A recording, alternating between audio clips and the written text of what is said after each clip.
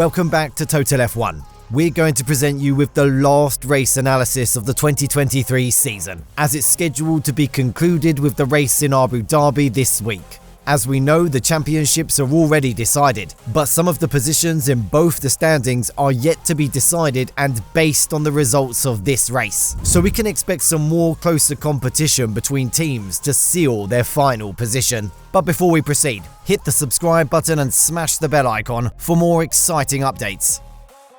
The event will follow the regular Grand Prix format, which means the weekend will be composed of 3 practice sessions, qualifying and the race, so drivers don't get the opportunity to score more points like in a sprint race weekend. The Abu Dhabi Grand Prix is staged at the Yas Marina circuit, which is in use since 2009. The circuit length is calculated at 5.281 kilometers, and drivers have to go 58 times around the circuit to cover the entire race distance of 306.183 kilometers. The current lap record of the Yas Marina circuit is 1 minute and 26.103 seconds, and it was set by Max Verstappen in the 2021 edition of the Formula 1 Championship.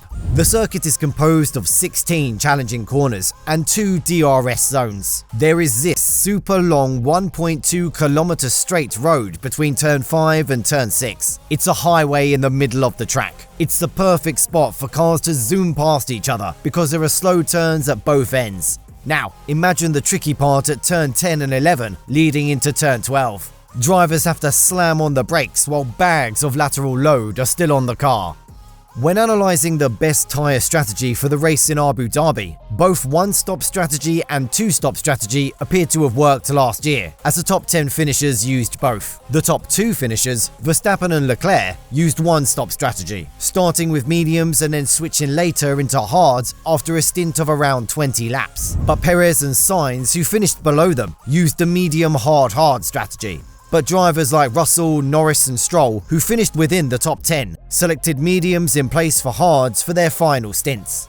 The one-stop strategy worked finely only for the drivers in the front of the pack, as drivers had to avoid overtaxing them in the opening laps to ensure a longer lifetime for the opening set of medium pairs. Therefore, the two-stop strategy can be recommended as the best strategy here, as most have achieved good results from that. But it should be a combination of mediums and hards, as softs didn't appear to be as effective. Even though Abu Dhabi is getting a little rainy these days, race weekend is expected to be dry. In the opening day, the maximum temperature will be 24 degrees Celsius, with a moderate northwest wind during the FP1. However, it will increase up to 29 degrees in the evening. This mild environmental condition will offer the opportunity for engineers to refine their strategies and vehicle configurations. But in the second day, the circuit is set to be bathed in sunlight, with an average temperature of around 28 degrees Celsius. However, there is a 10% slight chance of getting rain as well. The qualifying round will be somewhat cooler, with an average temperature of around 26 degrees Celsius. However, drivers have to drive under very intense heat conditions, as temperature is expected to rise up to 31 degrees Celsius on race day, so drivers have to be extra careful on the tyre degradation for getting stuck into their original plans. Currently, there is a tense battle for the 4th spot in the drivers' standings, as Sainz, Alonso, Norris and Leclerc have the opportunity to grab that position. While comparing the performance of these drivers and their challengers, it is hard to predict who will be able to close the season as 4th. Other than that, Stroll, Gasly and Ocon are fighting for the 10th spot in the standings, and we can expect a close battle when analysing the performance of the Alpine and Aston Martin drivers in the last race. However, they need to finish within the top 5 to make a difference.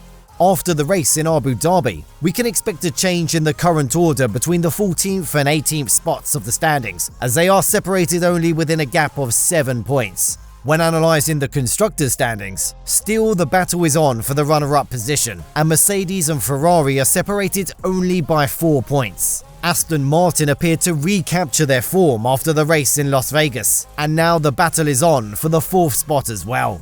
McLaren drivers have scored 284 points, and their rivals have scored 273 points. Both Alonso and Stroll need to perform well in the last race if they want to overtake McLaren.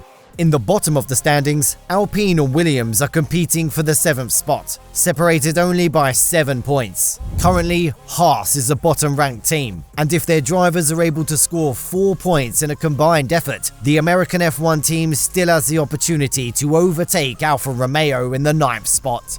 That's the end of our pre-race analysis for the Abu Dhabi Grand Prix. What do you think about the outcome of this race? Will it be another Red Bull dominant race? Share your thoughts in the comments section below. Thank you for watching the video. If you enjoyed the video, subscribe to the channel to get more exciting Formula 1 news. See you in the next video, guys. Goodbye.